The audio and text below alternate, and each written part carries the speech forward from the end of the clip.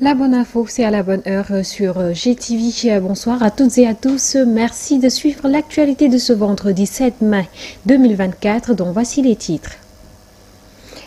La renationalisation des industries chimiques du Sénégal, c'est le combat de ces ex-travailleurs soutenus par plusieurs acteurs.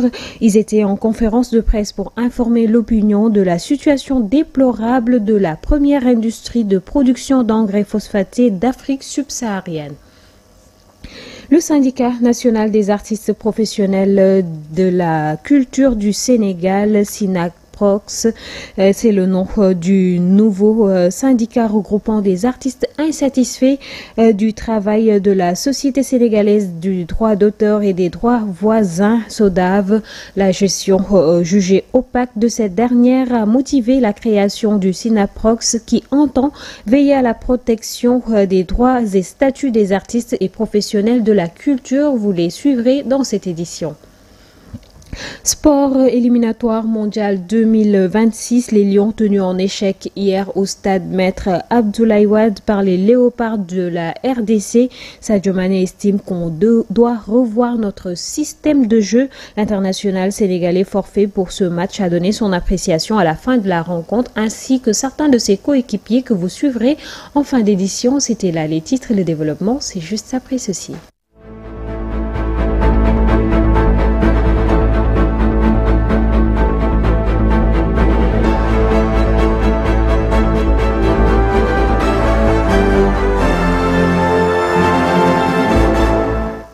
Un plaisir de vous retrouver, fidèles téléspectateurs de GTV, dans cette édition que nous démarrons avec les membres du Conseil national des dirigeants d'entreprises du Sénégal et du groupe secteur privé et développement ainsi que d'anciens employés des industries chimiques du Sénégal qui ont organisé une conférence de presse ce vendredi 7 juin 2024.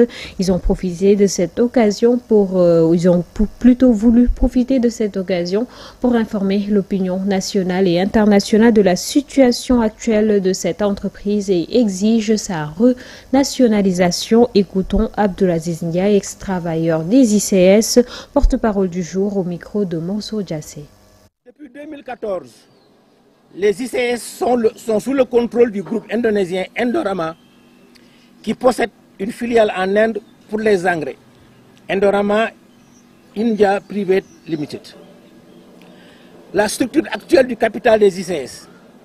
Indorama, 78%, gouvernement du Sénégal, 15%, IFCO, 6,78% et le gouvernement de l'Inde, 0,22%. La solution, elle est ultime. Il n'y en a pas d'autre. M. Wan l'a annoncé. Du temps de sa splendeur, du temps où les industries chimiques du Sénégal couvraient l'intégralité des besoins du Sénégal en engrais, du temps de sa splendeur, du temps où les industries chimiques du Sénégal étaient la terreur sur le marché africain des engrais, du temps où on exportait beaucoup d'engrais dans les pays cotonniers, les ICS étaient une entreprise nationale, gérée par des Sénégalais. Il n'y avait pas un seul cadre étranger au ICS, ni au niveau technique, il n'y avait pas un seul ingénieur étranger. Tous les ingénieurs à Mbao et à Daoud étaient des Sénégalais. Menacés par le braconnage, les feux de brousse, l'exploitation de l'or, la préservation et la protection du parc national Niokolo-Koba nécessitent l'apport de tous. C'est pourquoi les membres du conseil consultatif du compact du parc ont initié une visite dans le parc avec 7 écoles situées à la périphérie du parc à l'occasion de la journée mondiale de l'environnement. Une manière pour eux de faciliter la sensibilisation pour la sauvegarde de ce patrimoine mondial. Reportage Amadou Diallo. La conservation du parc national Nyokolo-Koba, un combat que mène le comité consultatif compact du parc. Le constat est parti des dégradations qui ont été notées de part et d'autre de la biosphère du Nyokolo, qui a été créée par des agressions de diverses manières, que ce soit la divagation des animaux, le braconnage, la coupe des bois, les feux de brousse. C'est fort de ce constat que les gens ont réfléchi de comment essayer d'intéresser les communautés à intervenir au niveau de la protection. Cette année, la journée mondiale de l'environnement a été mise à profit pour faire visiter les élèves de cet établissement situé aux alentours du parc pour mieux faire connaître les espèces, mais aussi la sauvegarde de ce patrimoine. Nous avons fait exprès d'inviter les futurs cadres du pays parce que les élèves, on sait que c'est sur qui on peut compter pour au moins dans le futur pouvoir faire accepter ce principe de conservation. On sait que dans le futur, ils peuvent conscientiser leurs parents. Une visite plein d'enseignements et qui aidera les enseignants. Ça a permis aux élèves qui habitent dans cette zone et qui n'ont jamais été dans le parc de visiter pour la première fois le parc. Et c'est plein d'enseignements parce que parfois il y a des leçons qu'on fait dans les classes. Donc le parc nous a servi d'illustration. Aujourd'hui, des efforts sont consentis par les responsables du parc pour préserver davantage la biodiversité. Seulement l'implication des populations aussi être renforcée. Il ne faut pas conserver le parc sans la population de la périphérie. Donc c'est intéressant de faire visiter la population le parc pour qu'ils savent l'intérêt de conserver le parc.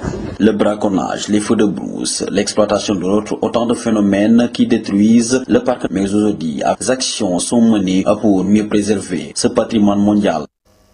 Dans le cadre de la 5e foire des produits africains, le ministre de la Famille et des Solidarités, Maïmouna Dièye, a présidé ce 6 juin la journée qui était dédiée à son ministère aux esplanades du Monument de la Renaissance. À l'esplanade plutôt du Monument de la Renaissance, la Mauritanie est l'invité d'honneur de cette cérémonie qui s'est tenue sous le thème protection économique et culturelle, levier de coopération internationale. Selon Madame le ministre, l'objectif est d'améliorer la productivité des activités de transformation pour stimuler la coopération internationale. Amsatou Gano et Serignan. C'est que c'est une foire que je visite pour la première fois, mais qui est très riche, parce que ça nous a permis de regrouper des femmes, donc de plusieurs secteurs. Et ce que surtout ça nous a permis de constater, c'est que le secteur primaire est en train de tellement se développer que les femmes exigent maintenant vraiment d'aller vers le secteur secondaire. Et le ministère de la Femme, qui a toujours accompagné, de la Famille et des Solidarités, qui a toujours accompagné les femmes, sera à ce rendez-vous. Et il est temps que les femmes dépassent le stade de production simple, mais surtout qu'elles aillent vers la filiérisation des secteurs qui leur permettra du début à la fin de gérer leur activité. Et effectivement, on a vu dans la transformation des produits laitiers, des produits maraîchers, mais surtout des produits halieutiques, nous voyons un avancement vraiment certain. Et je peux assurer que le ministère sera toujours de leur côté pour relever les défis ensemble. Et c'est vraiment avec des leviers que nous avons toujours utilisés pour l'autonomisation des femmes, l'autonomisation surtout durable, comme recommandé par le président de la République, M. Bassirou Diomaye Diakhar Faye, qui sera notre credo. Nous parlons toujours de cette foire internationale des produits africains qui se tient actuellement au Monument de la Renaissance et qui en est à sa 5e édition. Pas moins d'une trentaine de pays ont envoyé des exposants pour pouvoir vendre le label Made in Africa. Les détails avec Aïssa Touba. Tableaux d'art, costumes africains, wax, bracelets ou colliers artisanaux, c'est autant de produits qui meublent la foire internationale des produits africains. À cette 5e édition, les exposants se disent heureuses d'être à ce rendez-vous de la culture africaine. Premièrement, je remercie tous les Sénégalais. Vraiment, c'est initiative pour l'Afrique et puis toujours c'est l'Afrique qui gagne. Planifie la tenue de cette foire. C'est la 5e fois que je quitte l'Afrique du Sud pour venir assister cette foire. Je suis sénégalaise mais je suis à l'Afrique du Sud.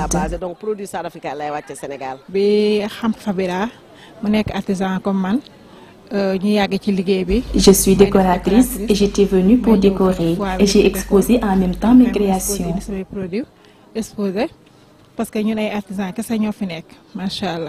La FIPA permet de réunir l'Afrique dans toutes ses diversités culturelles, sans exception, selon ses exposants. Alhamdulillah, vraiment, on est tous des Africains, on est tous des sœurs.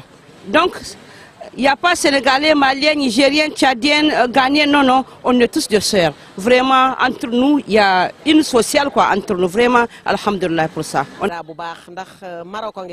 Presque tous les pays africains sont présents, comme le Maroc, Afrique du Sud, Togo. Nous tous nous sommes venus pour exposer.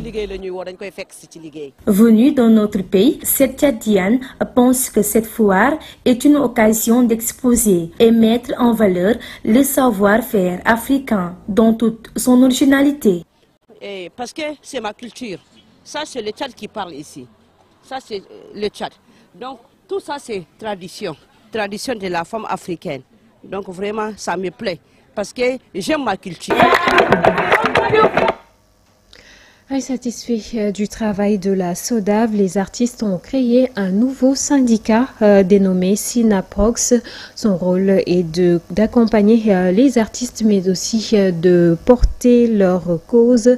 Autre raison de son existence, c'est de faire face à la maison mère, la SODAV, dont le travail est selon eux jugé insuffisant, selon l'artiste Bill Djarou que nous écoutons au micro de Abdoulaye Djei et de Serignan.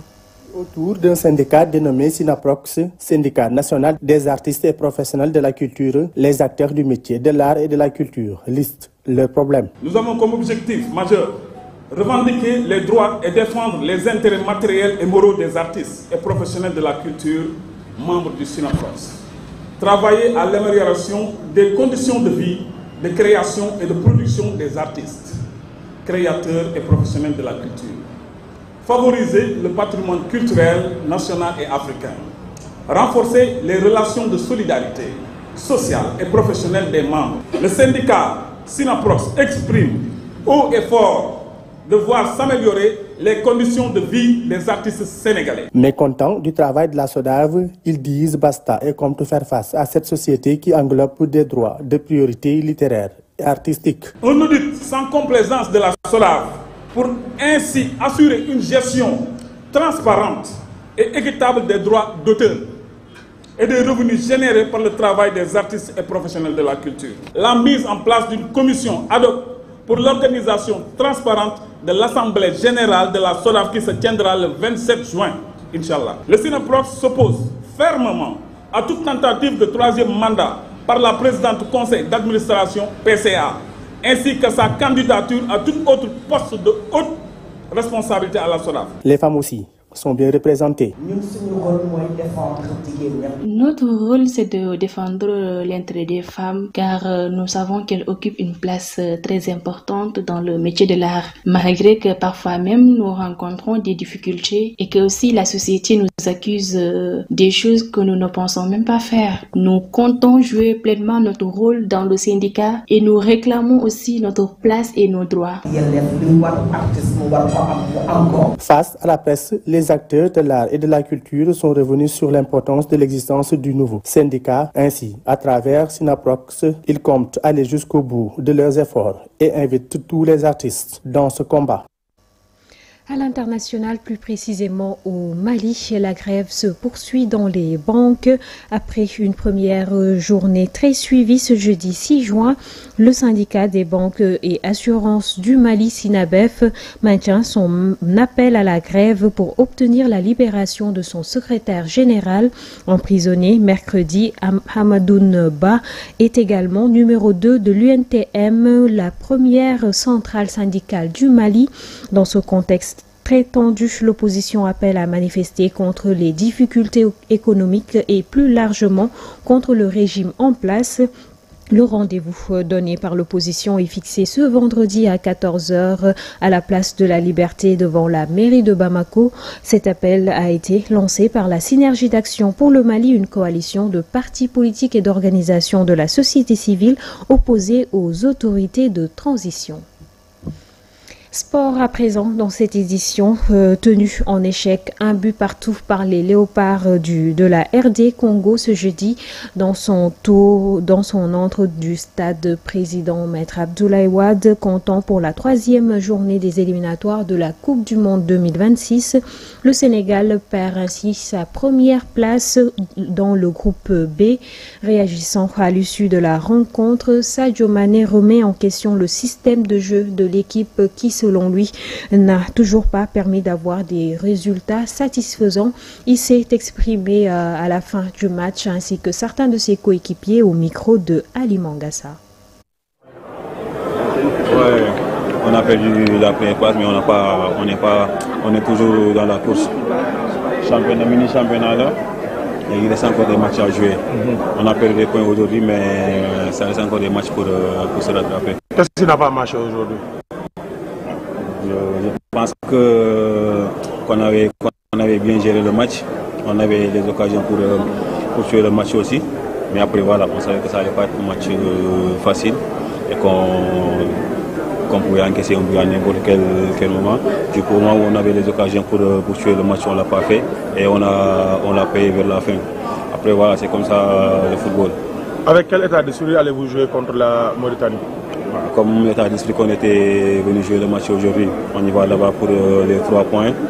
Comme tu veux nous dire, on a perdu la première place, mais on y va là-bas pour gagner le match et reprendre notre place. Non, pas de regret, on est déçus, c'est vrai. On aurait aimé gagner ce match-là.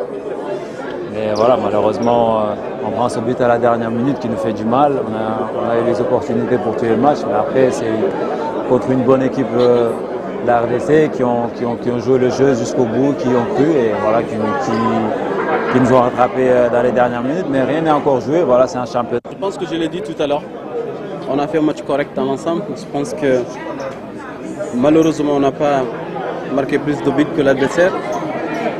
Encore une fois, comme je l'ai dit tout à l'heure, je pense que ce système, il faut le revoir.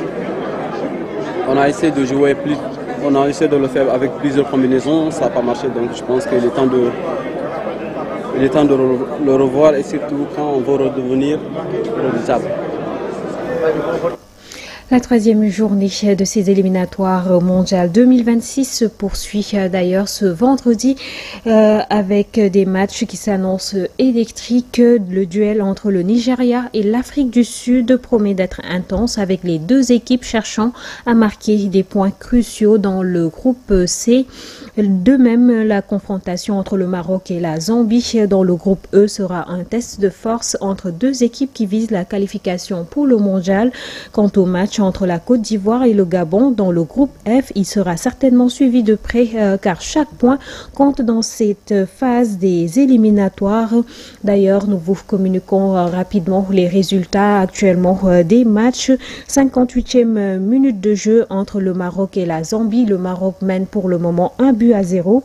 Dans le match opposant la Côte d'Ivoire au Gabon, la Côte d'Ivoire mène 1-0 également. On est à la 60e minute de jeu. Et puis l'autre match de ce vendredi, le Nigeria contre l'Afrique du Sud, 1 but partout. Et c'est la 58e minute de jeu. Les résultats certainement dans nos éditions de ce week-end. En attendant, nous venons de clore l'information pour ce vendredi. Merci de l'avoir suivi. Le programme se poursuit sur Global TV. Pour ma part, je vous retrouve lundi pour d'autres informations. D'ici là, passez un excellent week-end en compagnie des programmes de GTV et Juma Moubarak.